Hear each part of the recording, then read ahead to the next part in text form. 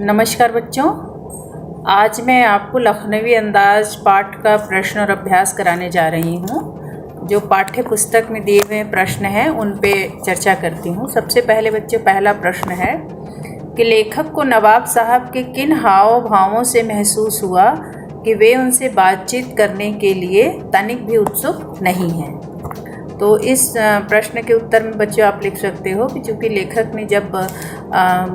लेखक जब second class के डिब्बे में प्रवेश करते हैं जिसमें पहले से ही नवाब साहब मौजूद थे, तो लेखक के उस डिब्बे में प्रवेश करने से नवाब साहब को प्रसन्नता नहीं हुई, क्योंकि उनके एकांत में खलल पड़ गया था, उनके एकांत में विघ्न पड़ गया था। क्योंकि नवाब साहब ने यही सोच करके सेकंड क्लास के डिब्बे का टिकट लिया था कि वहाँ एकांत में बैठ कर के वो खीरे का रसास्वादन करेंगे, और लेखक ने भी यही सोचकर डिब्बे में प्रवेश किया था। यह डिब्बा एकांत होगा, निर्जन होगा और उसमें बैठ कर के अपनी कहानी के विषय में सोच सकेंगे। लेकिन दोनों के एकांत में चूँकि दोनों के सोच में खलल पड़ गया, इसलिए नवाब साहब ज़्यादा दुखी हो गए और उन्हें लेखक का डिब्बे में प्रवेश करना अच्छा नहीं लगा। कुछ मुख्य बिंदुओं में जैसे लिख सकते हो कि भीड़ से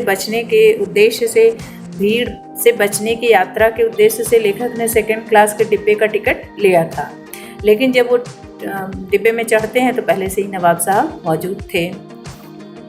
नवाब साहब के सोच में चूँकि व्यवधान पड़ गया, इसलिए उनके चेहरे पर व्यवधान के भाव उभर आए थे और नवाब साहब की आंखों में इसलिए असंतोष का भाव उभर गया था। नवाब साहब बहुत प्रसन्न नहीं दिख रहे थे।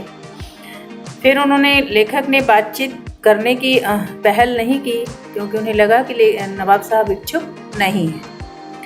और उन्होंने क्या देखा कि लेखक से बातचीत करने के बजाय वो खिड़की से बाहर देख रहे हैं, तो लेखक भी फिर शांत हो गए थे। लेखक ने उनसे ज़्यादा प्रश्न नहीं किया। कुछ देर बाद वे फिर डिब्बे की स्थिति को देखने लगे थे। तो इन सब हाव भावों से उन्होंने जान लिया था कि नवाब साहब उनसे बात करने के इच्छुक नहीं है, या नवाब साहब जो है लेखक के डिब्बे में प्रवेश करने के कारण, उनके एकांत में खलल पड़ने के कारण लेखक से ज़्यादा वो खुश नहीं थे। प्रायः होता है बच्चों कि यदि हम हमारे एकांत में, जैसे हम जिस व्यक्ति की अपेक्षा नहीं करते हैं या जिस व्यक्ति की इच्छा नहीं करते हैं कि वह व्यक्ति हमारे पास ना आए और अचानक वो आ जाता है, तो हमारे चेहरे पर वही भाव दिखते हैं जो नवाब साहब के चेहरे पर दिख रहे थे। तो ये एक स्वाभाविक प्रक्रिया है और नवाब साहब के व्यवहार का यही परिणाम है कि वो नहीं चाहते थे कि लेखक उनके साथ डिब्बे में सफ़र करें। तो दूसरा प्रश्न देखो फिर से पढ़ते हैं और उसका उत्तर आप देखिए क्या होगा।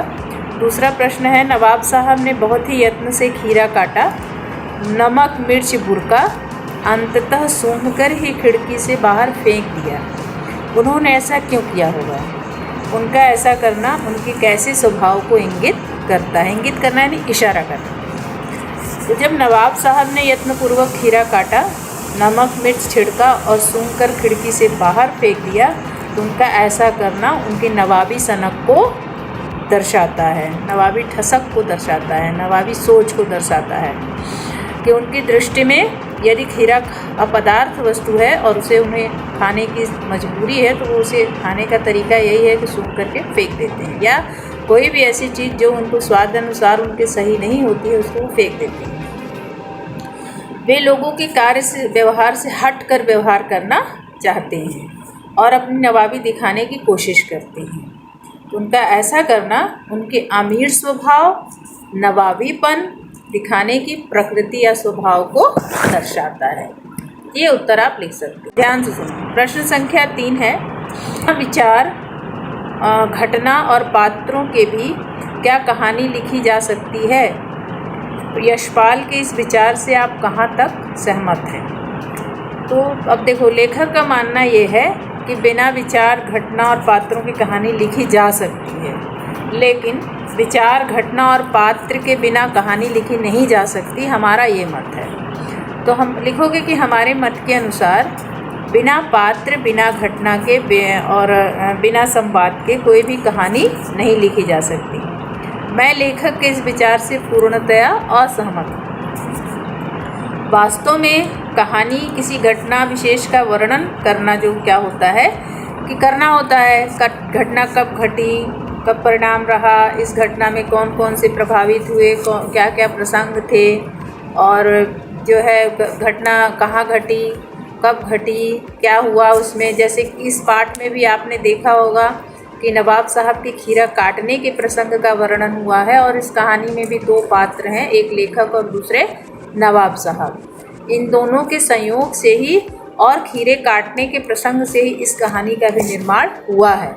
तो इस तरह हम कह सकते हैं कि बिना घटना, बिना पात्र और बिना प्रसंग के कोई भी कहानी नहीं लिखी जा सकती है। इसका होना आवश्यक है। इस पर चर्चा करते हैं। प्रश्न संख्या है चौथा, आप इस निबंध को और क्या नाम देना चाहेंगे? तो आप इस निबंध को जैसे नवाबी सोच, नवाबी प्रदर्शन, दिखावा प्रिय, या रस्सी जल गई पर ऐठन ना गई, और नवाब के कारनामे, लखनवी नवाब, बहुत सारे उदाहरण इसके शीर्षक आप दे सकते हैं जो इस घटनाक्रम से मेल खाते हैं। जैसे कि इसमें कहा गया कि रस्सी जल गई और ऐठन न गई। इसमें क्या है, नवाब साहब की नवाबी कब की छिन चुकी थी, लेकिन उनका नवाबी सोच अभी तक नहीं गई थी, और इस कारण उन्होंने खीरे के साथ जो व्यवहार किया या खीरे के खाने की जो क्रिया प्रतिक्रिया दिखाई, वो उनके इसी मानसिकता को दर्शाती है। तो यह शीर्षक इसके लिए बहुत ही उपयुक्त है।